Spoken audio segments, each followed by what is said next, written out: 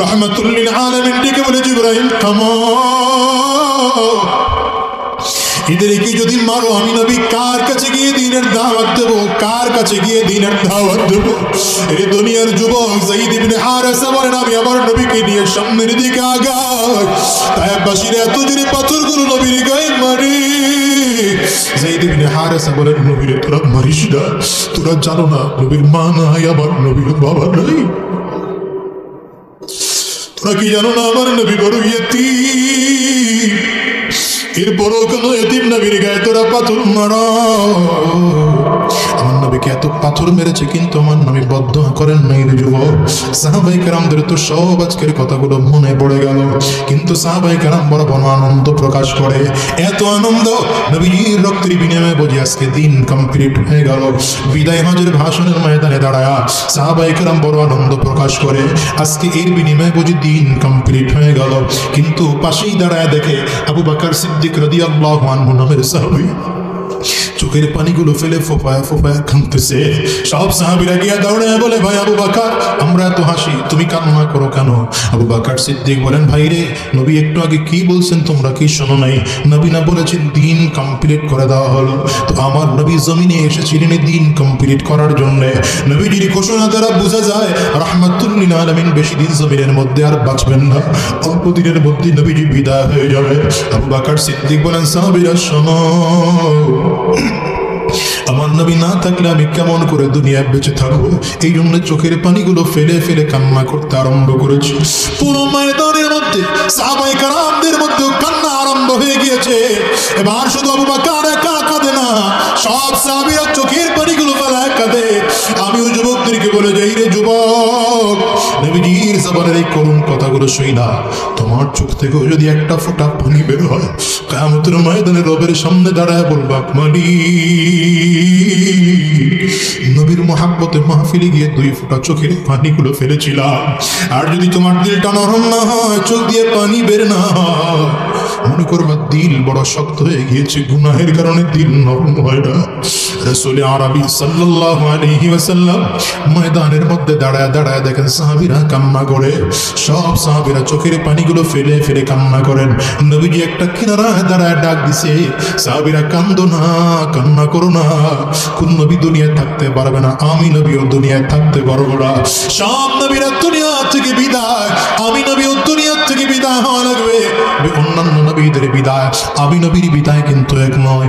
অন্যান্য নবীরা বিদায় তাদের ধর্ম জমিন থেকে বিদায়, অন্যান্য নবীরাও জমিন থেকে বিদায়, তাদের ইসলাম তাদের ধর্মীয় গ্রন্থ জমিন থেকে বিদায়।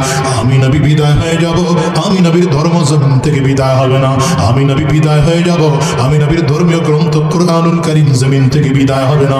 তোমাদের মাঝে ছোট্ট করে 2টা কথা বলে দিয়ে গেলাম। তারাকতু ফীকুম আমরাইন লান তাদিল্লু মা তামাসসাকতুম বিহিমা কিতাবাল্লাহি ওয়া সুন্নাত রাসূলি। রাসূল আরবি সাল্লাল্লাহু আলাইহি ওয়াসাল্লাম বলেন উম্মতেরা ও সাহাবীরা তোমাদের মাঝে 2টো জিনিস রেখে গেলাম।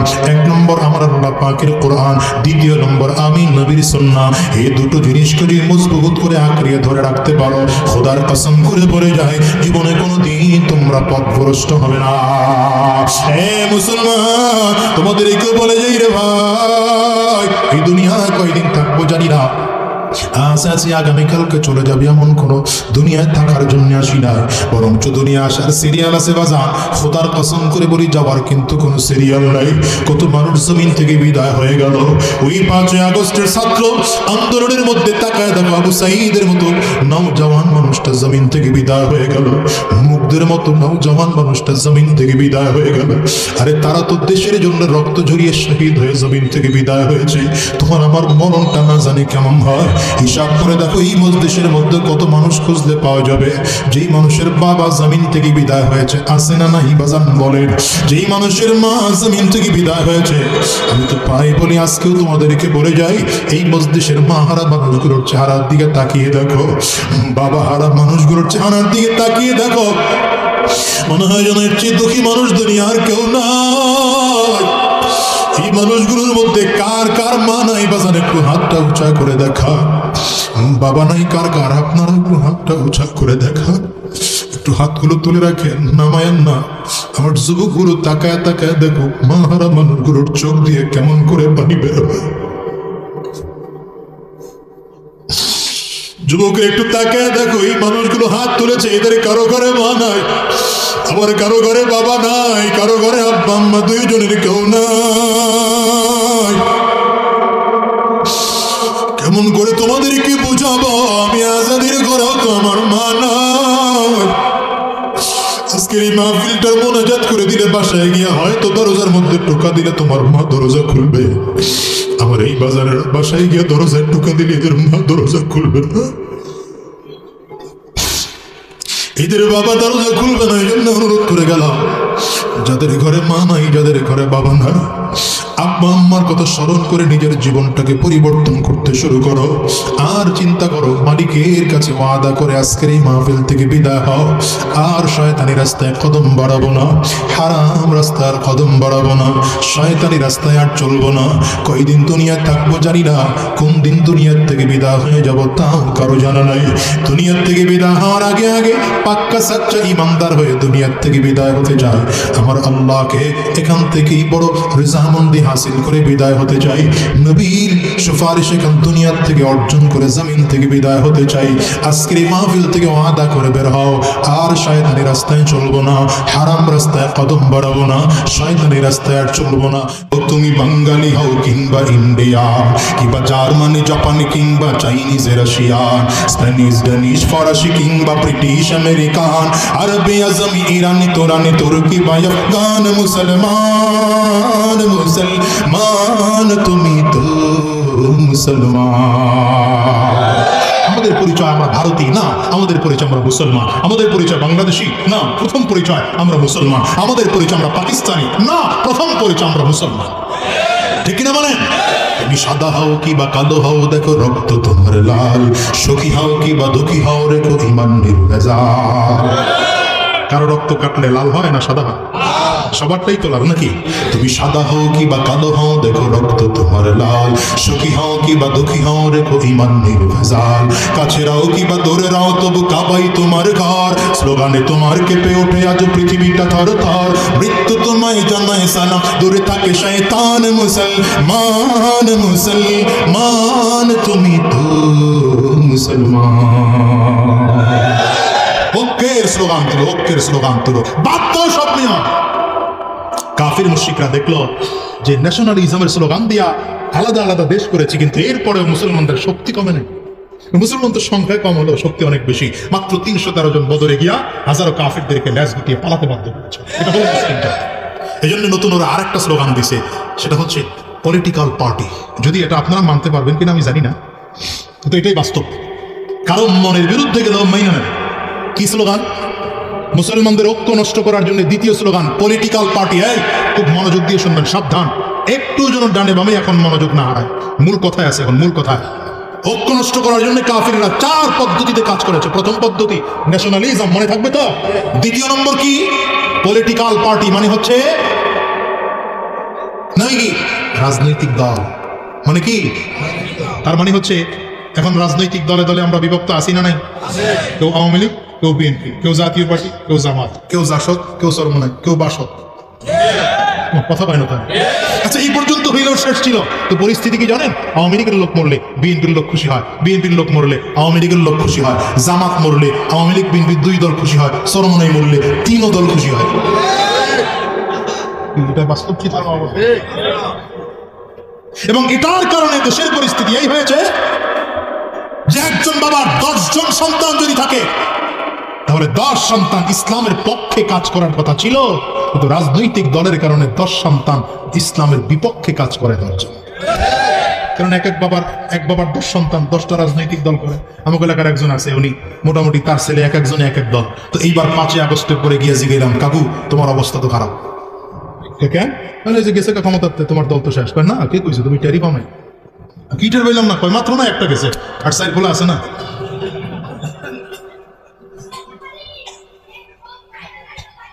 পরিস্থিতি কি হয়েছে জানেন?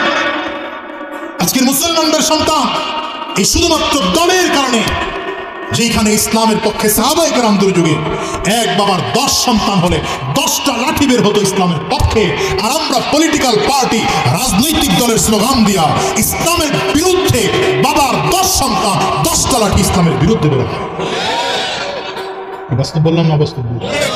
মুসলমানদের শক্তি কমছে না বাড়ছে?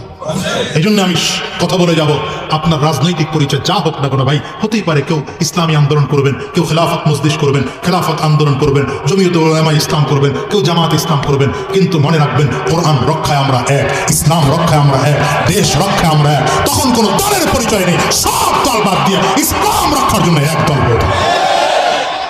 কথা বুঝাইতে পারলাম না বাকি? হ্যাঁ, সময়কালে আমরা এক থাকতে পারে ভাই, মাদ্রাসা হাজারো হবে, সমস্যা কি? সব মাদ্রাসার ছাত্রদের পড়ায় এক। আপনাদের মসজিদে একজন ফজরের নামাজ পড়েছে, আরেক মসজিদে গিয়ে আরেকজন ফজরের নামাজ পড়েছে, এই জন্য কি মারামারি হবে? মসজিদ ভিন্ন কিন্তু নামাজ তো ফজরের। কথা কয় না তো ভাই? আপনাদের ইমাম সাহেব যদি ফজরের নামাজ 2 রাকাত পড়ায়, মদনপুর গিয়ে আরেকজন ফজরের নামাজ পড়লে সে 4 রাকাত পড়েছে, তো হোক না। রাজনৈতিক দল হাজার হোক, ইসলামিক দল শত হোক, কোনো অসুবিধা নেই, কিন্তু যখন আমরা প্রয়োজন হবে তখন আমরা ভিন্ন ভিন্ন দলে নয়, তখন অবস্থা এমন হবে শায়েখ চরমনাই, আল্লামা মামুনুল হক, প্রয়োজনে আরো রাজনৈতিক দল সব মিলে এক হয়ে যাব, গোটা বাংলাদেশে কোরআন সংবিধান করে ইসলাম কায়েমের জন্য ঐক্যের প্রাচীর গড়ে তুলব। পারেন না আপনার হাত তুলতে? হাত তুলে বলেন, হাত তুলে বলেন, হাত তুলে বলেন, ঠিক কিনা?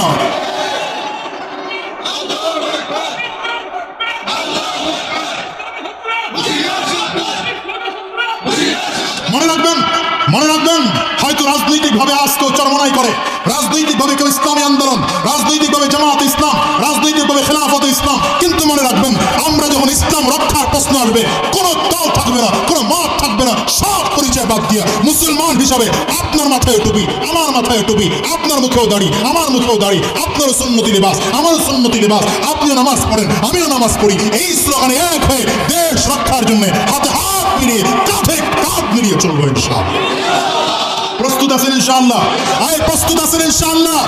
আগামীর ডাক যদি ওলামায়ে কেরামদের ডাক হয়, আগামীর ডাক যদি কোরআনওয়ালাদের ডাক হয়, আগামীর ডাক যদি দাড়িওয়ালা টুপিওয়ালা জুব্বাওয়ালাদের ডাক হয়, এই ডাকে সাড়া দিয়ে দেশ রক্ষার জন্য, মসজিদ হেফাজতের জন্য, মাদ্রাসা হেফাজতের জন্য, ইসলামী তাহযীব ও তামাদ্দুন হেফাজতের জন্য যদি রক্ত দেওয়ার দরকার হয় রক্ত দিবা। হে মুসলমান, যদি জীবন দেওয়ার দরকার হয় তৈয়ার কারা কারা? আরেকবার হাত তুলে দেখা।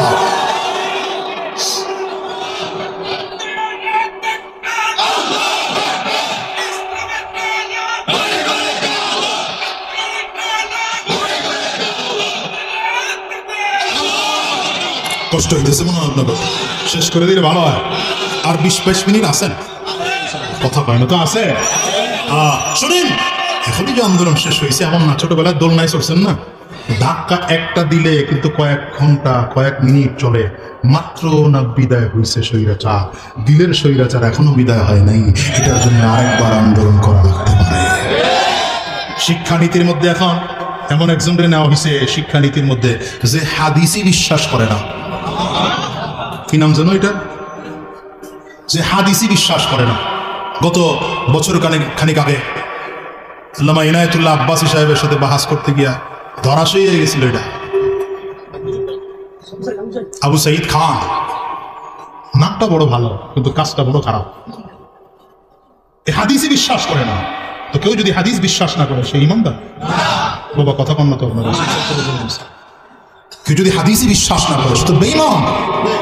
কোন বেঈমানকে আমার মুসলমানের দেশে ইমানদারের সন্তানদের শিক্ষা সিলেবাস প্রণয়ন করতে তাকে দেওয়া যায় না। বর্তমান সরকারে যারা আছেন, দেশের কলিজার টুকরা ছাত্রদের রক্তের বিনিময়ে, জীবনের বিনিময়ে আপনাদেরকে ক্ষমতায় বসানো হয়েছে। আমরা চাই যে দেশে এমন সুন্দর একটি শিক্ষা প্রণয়ন করা হবে যে শিক্ষা ক্রমের মধ্যে কোনো বিতর্ক থাকবে না। আমি তো গর্ব করে বলি যে আলহামদুলিল্লাহ আমরা এমন একজন ধর্মমন্ত্রী পেয়েছি যাকে নিয়ে গর্ব করা যায়। যে ধর্মমন্ত্রী শুধু রাষ্ট্র পরিচালনা, কি বলে ধর্ম উপদেষ্টা, যিনি শুধু রাষ্ট্র পরিচালনায় দক্ষ এমন না, তাকে মসজিদে দাঁড় করিয়ে দেন ইমামতি করার জন্য শ্রেষ্ঠ যোগ্য ব্যক্তিত্ব। তাকে যদি ওয়াজ মাহফিলে উঠিয়ে দেন তাফসীর করার জন্য ধর্ম উপদেষ্টা, তিনি শ্রেষ্ঠ যোগ্যতা সম্পন্ন ব্যক্তিত্ব। আবার স্কুল কলেজ ইউনিভার্সিটির লেকচারার হিসেবে দিয়ে দেন, তিনি শ্রেষ্ঠ লেকচারার একজন ব্যক্তিত্ব। আমার একজন ব্যক্তিকে সাথে পেয়ে যদি আপনারা মুসলমানদের কলিজার শিক্ষা সিলেবাস প্রণয়ন করতে না পারেন, তাহলে আপনারা 16 কোটি 18 কোটি 20 কোটি মুসলমানদের দিলের পালস এখনো বুঝতে পারেন না। মুসলমানদের কলিজার কথা আপনারা এখনো বুঝতে পারেন না। এই স্বাধীন দেশে কোনো নাস্তিকরা, কোনো বদমাশ, কোনো বেঈমান মুসলমানদের শিক্ষা সিলেবাস প্রণয়ন করবে, আর এটা আমরা মেনে নেব, মুসলমান মেনে নেবে না। ঠিক আছে তো? কথা বলেন না কেন? ঠিক আছে তো? পরামর্শ দেব, আগেও দিয়েছি, এখনো দেব।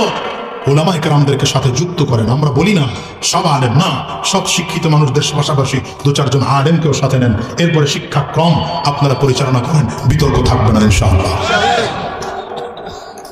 তাহলে পলিটিক্যাল পার্টির দিয়ে মুসলমানদের ঐক্য নষ্ট করা হয়েছে দ্বিতীয়বার। তৃতীয়বার ঐক্য নষ্ট করা হয়েছে এই মাহফিলে মাহফিলে কিছু আমাদের মতো হুজুর করে লাগায় দিছে এক হুজুর আরেক হুজুরের বিরুদ্ধে ফতুয়া দিয়া। কি ফতুয়া? এক হুজুর দাঁড়ায় বড়, আরেক হুজুর কয় বইসা বড়।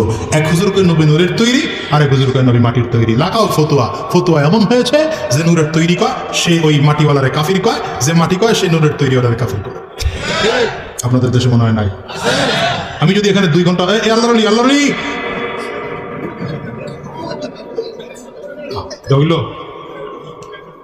আপনি বুঝেন না কোন জায়গা চলতেছে, এমন উঠে যাবে না তো, একদম চাপ লাগায় বয়ে যেত। সাবধান ভাই রে। কি বলছিলাম যেন?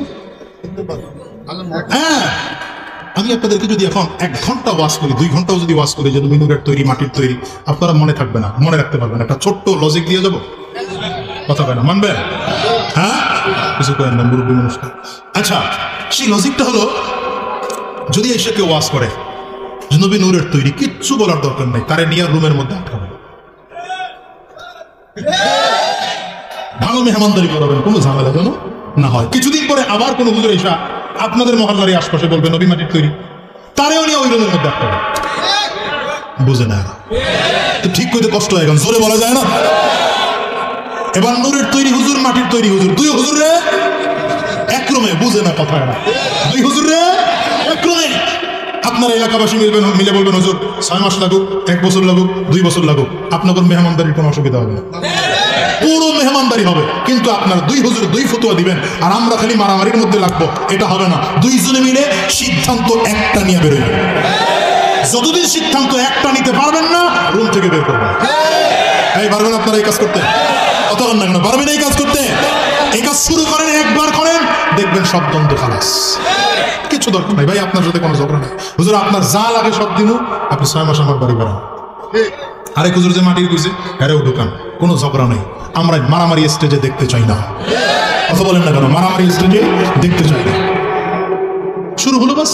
এই মাহফিলের সিজন আসলেই একদল ফতুয়া দেওয়া আরম্ভ করে, কাফিলে বিরাট নিয়ে বসে, আরে বাবা অমুক কাফের, অমুক কাফের, অমুক কাফের, অমুক কাফের, সব কাফের, উনি একলা মুসলমান। খোঁজ নিয়ে দেখো তোমার নিজের ইমানের অবস্থা কি। তুমি এতজনের কাফের কইতে কইতে তোমার অবস্থা নিয়ে খারাপ হয়ে যায়। এই দ্বন্দ্ব আমরা দ্বিতীয়বার দেখতে, মুসলমানদের ঐক্য এই তৃতীয়বার নষ্ট হলো। চতুর্থ আরেক পদ্ধতিতে মুসলমানদের ঐক্য নষ্ট করেছে, সেটা হচ্ছে মসজিদে মসজিদে মারামারি আরম্ভ। সেটা কি? আমাদের দেশেই এক দল ফতোয়া দেয়, আমিন জোরে না বললে নামাজ হয় না, আমিন আস্তে না বললে নামাজ হয় না, হাত বুকে না বাঁধলে নামাজ হয় না, হাত নাবিতে না বাঁধলে নামাজ হয় না, এবং এটার কারণে মসজিদও আলাদা না। জোরে আওয়াজ পাই না। আচ্ছা, আমিন জোরে না বললে নামাজ হয় না, আস্তে না বললে নামাজ হয় না, এই ফতোয়া পরে দেবো। আগে আপনাদেরকে একটা প্রশ্ন করি, আচ্ছা আমিন বলা ফরজ? এ বাবা কথা বল না তো, আপনারা ঝামেলা তো বড়। আমিন বলা ফরজ, আমিন বলা ওয়াজিব। কথা বলে না, আমিন বলা ওয়াজিব, আমিন বলা কি? বলেন বলেন বলেন, কথা বলেন। হুজুর কি শিখাই জানা তো কয়জন? আমিন বলা কি? সুন্নাহ। আচ্ছা, কেউ যদি আমিন নামাজের মধ্যে সূরা ফাতিহা পড়ে, একজন ব্যক্তি আমিন বলেই নাই, নামাজ হবে না হবে না? এই কথা বল না তো, নামাজ হবে না হবে না? যদি আমিন না বললেও নামাজ হয়, তাহলে জোরে বলা আর আস্তে বলা নিয়ে মারামারি হবে কেন? কথা বল না তো, জোরে বলা আর আস্তে বলা নিয়ে মারামারি হবে কেন? আপনি দেখেন একটা সহজ সমাধান দিই। হানাফি মাযহাবের ফতোয়া, হানাফি মাযহাবের ফতোয়া হলো আমিন আস্তে বলা উত্তম, জোরে বলা জায়েজ। ঝামেলা আছে? কেউ যদি জোরে বলে কোনো ঝামেলা আছে? কেউ আস্তে বলে অসুবিধা আছে? কারণ হানাফি মাযহাবের ফতোয়া কি? আমিন আস্তে বলা উত্তম, আমিন আস্তে বলা। এই কথা শুনেন না, আমিন আস্তে বলা উত্তম, জোরে বলা মারামারি আছে। ইমাম শাফিঈ রাহমাতুল্লাহি আলাইহির ফতোয়া আমিন জোরে বলা উত্তম, আস্তে বলা জায়েজ। ঝামেলা নাই? কি কথা কয় না? হাত বুকে বাঁধবেন না নাবিতে বাঁধবেন, এটা নিয়ে মারামারি। আরে ভাই মসজিদ আলাদা, আজীব এক ব্যাপার। এটা কি মসজিদ আলাদা? আপনি কাবাতে যান, কেউ হাত বুকে বেঁধে আছে, একই কাতারে কেউ হাত নাবিতে বেঁধে আছে, আবার একদলে হাতে হাত ছেড়ে দেয়। কেন? হাত বাঁধাটাই সুন্নাহ। হাত বাঁধা কি ফরজ, ওয়াজিব? হাত বাঁধা কি? আপনারা বুঝতেছেন না মনে হয় আমার কথা। হাত বাঁধা ফরজ, ওয়াজিব, তাহলে সুন্নাহ। যদি কেউ হাত না বাঁধে তাহলে নামাজ হবে। এই জন্য তো ইমাম আহমদ ইবনে হাম্বল রাহমাতুল্লাহি আলাইহির মাযহাবে হাত ছেড়ে দেওয়া, তার হাত বাঁধে না। এখন যদি হাত না বাঁধলেও নামাজ হয়, তাহলে বুকে বাঁধা আর নাবিতে বাঁধা নিয়ে মারামারি হবে কেন? আপনার কাছে যদি বুকে বাঁধাটা যুক্তিযুক্ত মনে হয়, হাদিস দ্বারা প্রমাণ করতে পারেন, আপনি বাঁধেন। কেন? যদি নাবিতে বাঁধা যুক্তিযুক্ত মনে হয়, হাদিস দ্বারা সে প্রমাণ করতে পারে, সে বাঁধবে। কথা বলবেন? এইটা নিয়ে যারা অতিরিক্ত বাড়াবাড়ি করে এবং এটা নিয়ে মারামারি আরম্ভ করে দেয়, মসজিদ আলাদা করে, আমরা মনে করব এরা ইসলামের ঐক্য নষ্ট করতে চায়। সুতরাং আমি এক কথায় বলবো, এই সকল ফিতনায় আমরা জড়াবো না ফিতনা মুক্ত থাকবো? বলেন, ফিতনায় জড়াবো না ফিতনা মুক্ত থাকবো? আমাদের আল্লাহ কয়জন? ভুলে গেছেন মনে হয়। ওই শুরুর দিকে আসেন, আমাদের আল্লাহ কয়জন? আঙ্গুলটা উঁচা করে সবাই বলবেন, আমাদের আল্লাহ কয়জন? নবী কয়জন? কোরআন কয়টা? ইসলাম ধর্ম কয়টা? কাবা কয়টা? সুতরাং আমাদের কোনো দল নেই, আমরা কয় দল? আওয়াজ দিয়ে কয় দল? জোরে বলেন কয় দল? টুপির কারণে দল আলাদা নয়, টুপির কারণে দল। কিছু শ্রোতা আছে আগে হুজুরের টুপির দিকে তাকায়, দেখে টুপি কোন কায়দা, যদি দেখে পাস করি টুপি, শ্রোতা গোল টুপির পরিমাণ বেশি, দেন না ওয়াজ জমে না। এই টুপির পার্থক্য ছেড়ে দেন, টুপির পার্থক্য ছেড়ে দেন। কিসের পাস্কুল কি, কিসের গোল টুপি, কিসের কিস্তি আর কিসের জালি? যদি আমার নবীর সুন্নাহ তরিকের টুপি হয়, তাহলে আপনার মাথায় টুপি আছে, আমার মাথায় টুপি আছে, দাড়ি আপনার মুখেও আছে, আমার মুখেও আছে, জুব্বা আপনিও পড়েন, আমিও পড়ি, সুন্নতি পোশাক আপনিও পড়েন, আমিও পড়ি, নামাজ আপনিও পড়েন, আমিও নামাজ পড়ি, আপনিও নবীকে নবী মানেন, আমিও নবীকে নবী মানি, আপনিও আল্লাহকে রব মানেন, আমিও আল্লাহকে রব মানি, আপনিও কাবাকে কিবলা মানেন, আমিও কাবা কিবলা মানি, আপনিও ইসলামকে ধর্ম মানেন, আমি ইসলামকে ধর্ম মানি, আপনিও কোরআনকে ইসলামিক সংবিধান মনে করেন, আমিও কোরআনকে ইসলামিক সংবিধান মনে করি। আপনার আমার মধ্যে আলাদা দল হতে পারে না। আপনিও মুসলমান, আমিও মুসলমান, আমরা এক নবীর উম্মত, এক আল্লাহর বান্দা। হাতে হাত মিলিয়ে চলবো, কাঁধে কাঁধ মিলিয়ে চলবো। হাত উঁচা করে বলেন ঠিক কিনা? হাত উঁচা করে বলেন। ভাইরে, কষ্ট আর দুঃখ করে এই জন্য বলি, কারণ হলো এই দ্বীনের জন্য নবী রক্ত ঝরিয়েছেন, এই দ্বীনের জন্য নবী রক্ত ঝরিয়েছেন। বিদায় হজের ভাষণে রাসূলুল্লাহ সাল্লাল্লাহু আলাইহি ওয়াসাল্লাম সোয়া লক্ষ সাহাবীদের সামনে ভাষণ দিচ্ছেন। আল-ইয়াওমা আকমালতু লাকুম দীনাকুম ওয়া আতমামতু আলাইকুম নি'মাতি ওয়া রাদিতু লাকুমুল ইসলাম দীনা। সাহাবায়ে কেরামদের সামনে দাঁড়িয়ে রাসূল আরবি সাল্লাল্লাহু আলাইহি ওয়াসাল্লাম ভাষণ দিচ্ছেন। সাহাবীরা, আজকের দিন কমপ্লিট করে দেওয়া হলো, আল্লাহ তাআলা দিন কমপ্লিট করে দিলেন। বড় চমৎকার কথা, নবীজির জবানে দিন কমপ্লিটের ঘোষণা শুনে সাহাবায়ে কেরাম বড় আনন্দ প্রকাশ করতে আরম্ভ করেছে। এক সাহাবী আরেকজন সাহাবীর কপালের মধ্যে চুমা খায়, বুকে বুক মিলায় বড় আনন্দ প্রকাশ করে, আর ডেকে বলে, ভাই ইসলাম বুঝি আজ কমপ্লিট হয়ে গেল। এই ইসলামের জন্য উহুদের ময়দানে কত সাহাবায়ে কেরাম রক্ত ঝরিয়েছেন, এই ইসলামের জন্য বদরের প্রান্তরে কত সাহাবী রক্ত ঝরিয়েছেন, জীবন দিয়েছেন। উহুদের ময়দানে ইসলামের জন্য আমার নবী রাহমাতুল আলামিন তান্দান মুবারক শহীদ করেছেন। কাফির মুশরিকেরা আমার নবীকে লক্ষ্য করে তীর মারতেছে, তীরের আঘাতের কারণে রাসূল আরবি সাল্লাল্লাহু আলাইহি ওয়াসাল্লামের মাথার লোহার হেলমেটের মধ্যে পড়ে মাথার লোহার হেলমেটটা ভেঙে গিয়ে লোহার টুকরা আমার নবীর কপালের মধ্যে ঢুকে যায়। রাসূল আরবি সাল্লাল্লাহু আলাইহি ওয়াসাল্লাম বেহুশ হয়ে জমিনের মধ্যে পড়ে গেলেন। পাথরের আঘাতের কারণে আমার নবীর দুটো দাঁত ভেঙে জমিনের মধ্যে পড়ে যায়। নবীর রক্ত মুখ দিয়ে বেয়ে বেয়ে বেয়ে বেয়ে জমিনের মধ্যে পড়তে থাকে। এদিকে কাফির মুশরিকেরা ঘোষণা দিয়ে দেয়, কদ কুতিলা মুহাম্মদ, মুহাম্মদ জমিন থেকে বিদায় হয়ে গিয়েছে। রাসূল আরবি সাল্লাল্লাহু আলাইহি ওয়াসাল্লামের বিদায়ের ঘোষণা শুনে সাহাবায়ে কেরাম পুরো ময়দানে পাগল, ডানে তাকায় বামে তাকায়, কোথায় আমার নবী, কোথাও খুঁজে পাওয়া যায় না। রাসূল আরবি সাল্লাল্লাহু আলাইহি ওয়াসাল্লাম রে খুঁজে খুঁজে করে সাহাবায়ে কেরাম পাইলেন। এমন এক জায়গায় পাইলেন আমার নবী জমিনের মধ্যে পড়ে আছে, হুমড়ি খেয়ে পড়ে আছে। তাকায় সাহাবায়ে কেরাম দেখেন নবীর দাঁত পড়ে গিয়েছে, মুখ দিয়ে রক্ত টপ টপ করে জমিনের মধ্যে পড়তেছে। রাহমাতুল লিল আলামিনের কপালের মধ্যে লোহার টুকরা ঢুকে গিয়েছে। একজন সাহাবী নবীর কোলের মধ্যে জড়ায় ধইরা লোহার টুকরাটা কামড় দিয়ে টান দিতে আরম্ভ করেছে। সামনের দুটো দাঁত সাহাবীর জমিনের মধ্যে পড়ে যায়, পাশে আরো দুটো দাঁত দিয়ে কামড় দিয়ে আবারও জোরে টান দেয়, সেই দাঁত দুটো জমিনের মধ্যে পড়ে যায়।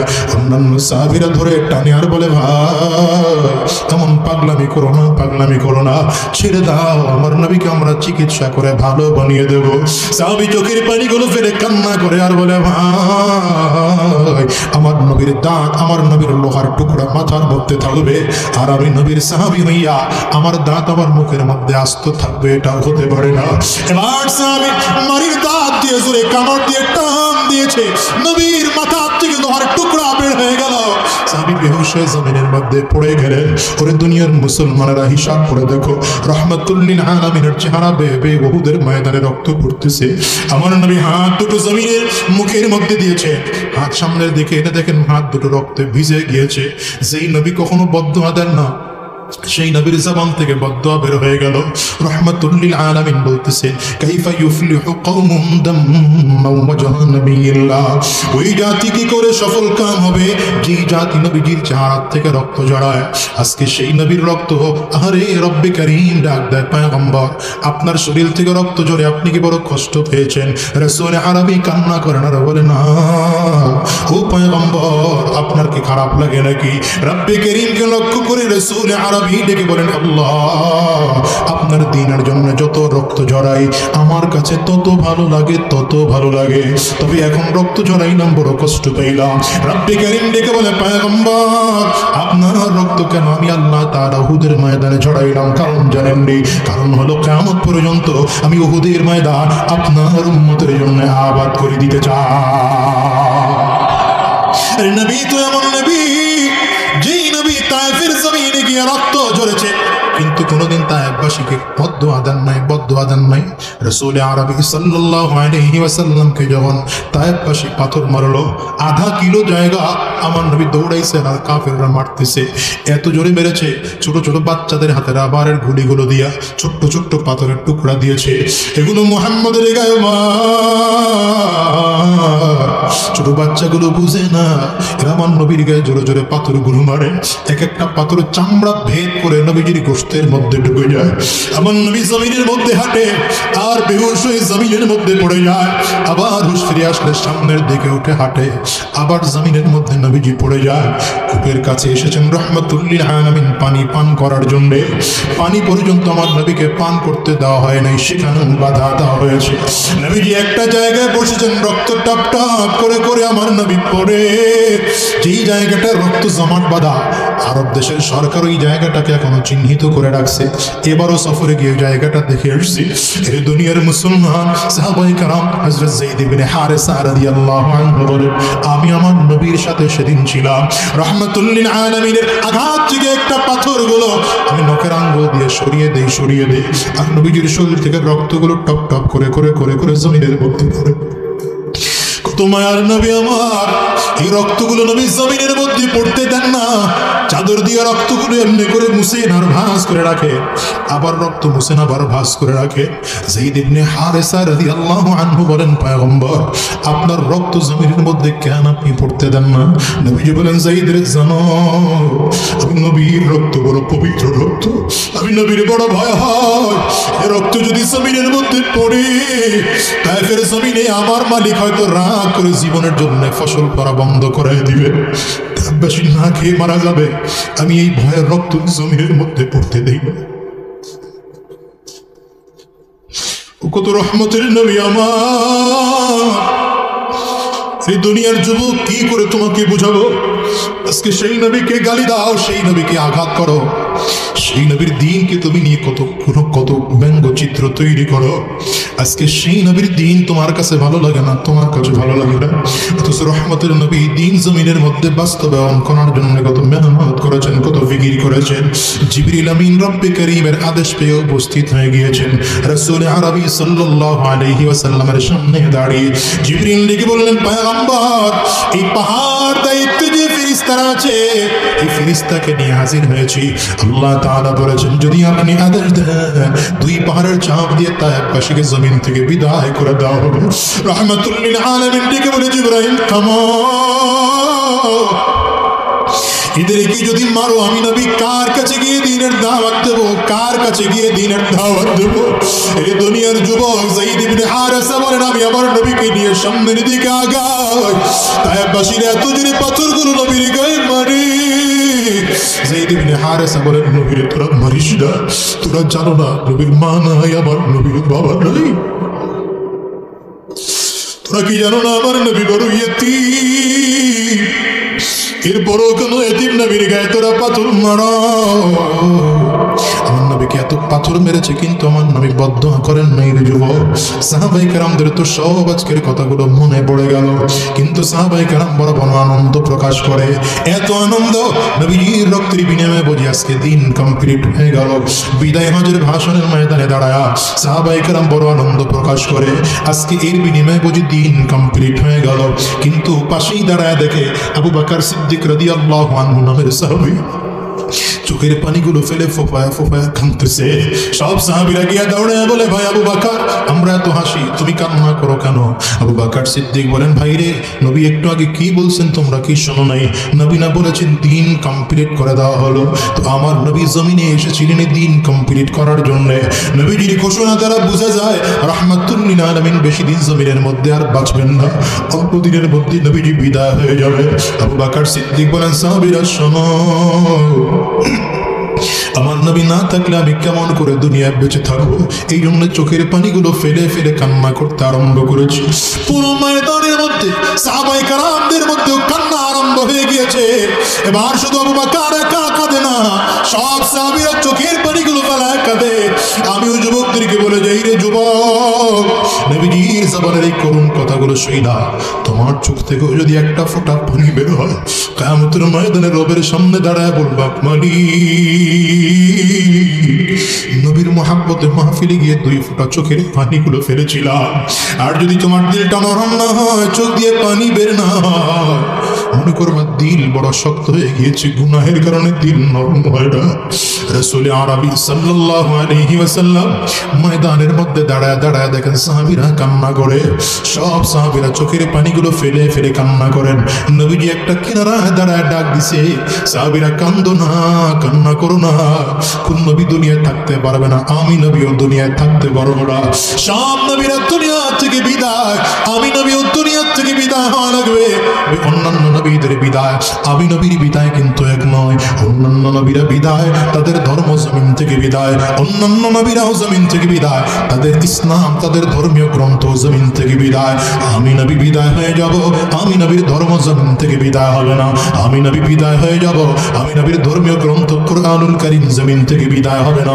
তোমাদের মাঝে ছোট্ট করে দুইটা কথা বলে দিয়ে গেলাম। তারাকতু ফীকুম আমরাইন লান তাদিল্লু মা তামাসসাকতুম বিহিমা কিতাবাল্লাহি ওয়া সুন্নাত রাসূলি। রাসূল আরবি সাল্লাল্লাহু আলাইহি ওয়াসাল্লাম বলেন, উম্মতেরা, ও সাহাবীরা, তোমাদের মাঝে দুটো জিনিস রেখে গেলাম। এক নম্বর আমার আল্লাহ পাকের কোরআন, দ্বিতীয় নম্বর আমি নবীর সুন্নাহ। এই দুটো জিনিসকে যদি মজবুত করে আঁকড়িয়ে ধরে রাখতে পারো, খোদার কসম করে বলে যায়, জীবনে কোনোদিন তোমরা পথভ্রষ্ট হবে না। হে মুসলমান, তোমাদেরকে বলে যাই রে ভাই, এই দুনিয়ায় কয়দিন থাকবো জানি না, আজ আছি আগামীকালকে চলে যাবে এমন কোনো দুনিয়ায় থাকার জন্য আসি না, বরঞ্চ দুনিয়া আসার সিরিয়াল আছে বাজা। খোদার কসম করে বলি, যাওয়ার কিন্তু কোনো সিরিয়াল নাই। কত মানুষ জমিন থেকে বিদায় হয়ে গেল। ওই 5ই আগস্টের ছাত্র আন্দোলনের মধ্যে তাকায় দেখো, আবু সাঈদের মতো নওজওয়ান মানুষটা জমিন থেকে বিদায় হয়ে গেল, মুগ্ধের মতো নওজওয়ান মানুষটা জমিন থেকে বিদায় হয়ে গেল। আরে তারা তো দেশের জন্য রক্ত ঝরিয়ে শহীদ হয়ে জমিন থেকে বিদায় হয়েছে। তোমার আমার মরণটা না জানি কেমন হয়। হিসাব করে দেখো এই মজলিসের মধ্যে কত মানুষ খুঁজলে পাওয়া যাবে যেই মানুষের বাবা জমিন থেকে বিদায় হয়েছে, আছে না নাই বাজান বলেন? যেই মানুষের মা জমিন থেকে বিদায় হয়েছে, আমি তো প্রায় বলি আজকেও তোমাদেরকে বলে যাই, এই মজলিসের মা হারা মানুষগুলোর চেহারার দিকে তাকিয়ে দেখো, বাবা হারা মানুষগুলোর চেহারার দিকে তাকিয়ে দেখো, মনে হয় যেন এর চেয়ে দুঃখী মানুষ দুনিয়ার কেউ নাই। এই মানুষগুলোর মধ্যে কার কার মা নাই বাজান? একটু হাতটা উঁচা করে দেখা। বাবা নাই কার কার? আপনারা একটু হাতটা উঁচা করে দেখা। একটু হাতগুলো তুলে রাখেন, নামায়েন না। আমার যুবকগুলো তাকায় তাকায় দেখো মা হারা মানুষগুলোর চোখ দিয়ে কেমন করে পানি বেরোবে। যুবকের একটু তাকায় দেখো, এই মানুষগুলো হাত তুলেছে, এদের কারো ঘরে মা নাই, আবার কারো ঘরে বাবা নাই, কারো ঘরে আব্বা আম্মা দুইজনের কেউ নাই। কেমন করে তোমাদেরকে বুঝাবো? আমি আজাদির ঘরেও তো আমার মা নাই। আজকের এই মাহফিলটার মোনাজাত করে দিলে বাসায় গিয়ে হয়তো দরজার মধ্যে টোকা দিলে তোমার মা দরজা খুলবে। আমার এই বাজারের বাসায় গিয়ে দরজায় টোকা দিলে এদের মা দরজা খুলবে না, এদের বাবা দরজা খুলবে না। এই জন্য অনুরোধ করে গেলাম, যাদের ঘরে মা নাই, যাদের ঘরে বাবা নাই, আব্বা আম্মার কথা স্মরণ করে নিজের জীবনটাকে পরিবর্তন করতে শুরু করো। আর চিন্তা করো, মালিকের কাছে ওয়াদা করে আজকের এই মাহফিল থেকে বিদায় হও। আর শয়তানি রাস্তায় কদম বাড়াবো না, হারাম রাস্তার কদম বাড়াবো না, শয়তানি রাস্তায় আর চলবো না। কয়দিন দুনিয়ায় থাকবো জানি না, কোন দিন দুনিয়ার থেকে বিদায় হয়ে যাব তাও কারো জানা নাই। দুনিয়ার থেকে বিদায় হওয়ার আগে আগে পাক্কা সাচ্চা ইমানদার হয়ে দুনিয়ার থেকে বিদায় হতে যায়। আমার আল্লাহকে এখান থেকেই বড় রেজামন্দি হাসিল করে বিদায় হতে চাই। নবীর সুপারিশ এখান দুনিয়ার থেকে অর্জন করে জমিন থেকে বিদায় হতে চাই। আজকের এই মাহফিল থেকে ওয়াদা করে বের হও, আর শয়তানি রাস্তায় চলবো না, হারাম রাস্তায় কদম বাড়াবো না, শয়তানি রাস্তায় আর চলবো না। যতদিন এই দুনিয়ার জমিনে থাকবো, আমরা আল্লাহর কোরআন অনুযায়ী জীবন পরিচালনা করব, নবীজির সুন্নাহ তরিকায় জীবনটাকে সাজাবো। তাই আর কারা কারা দুইটা হাত উঁচা করে আল্লাহরে দেখাও, আওয়াজ দিয়ে চিল্লায় ডেকে বলো আল্লাহ। চোখে যদি পানি না আসে, কান্নার ফান ধরে ডেকে বলো আল্লাহ। ডানে আর বামে তাকায় দেখো কার চোখে পানি, দিকে তাকিয়ে নিজের নিজের ধিক্কার মারো, চোখের পানিগুলো ফেলে কান্দ। নিজের গুনাহের কথা স্মরণ করে কাঁদরে যুবক, আর চিৎকার করে আমার মালিকরে জোরে একটা ডাক দাও না আল্লাহ, জোরে দাও না, জোরে আল্লাহ, জোরে ডেকে বলো আল্লাহ। চোখের পানিগুলো ফেলে আবার মালিকরে ডেকে বলো না আল্লাহ। সকলেরই দরজা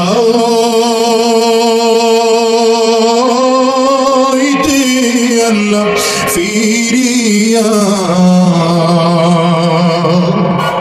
তোমারি দরওয়াজায় রইলাম ভুলিয়া। আয় আল্লাহ, আমাদের গুনাহগুলো মাফ করে দাও। আমরা আর হারাম রাস্তায় চলবো না, আর শয়তানি রাস্তায় চলবো না, কোরআনের বাইরে আর কদম বাড়াবো না, সুন্নাহর বাইরে আর কদম বাড়াবো না। আল্লাহ তুমি কবুল করে নাও, কবুল করে নাও, কবুল করে নাও। চিৎকার করে বলো আমিন। আওয়াজ দিয়ে চিল্লায় আরো জোরে বলো আল্লাহুম্মা আমিন।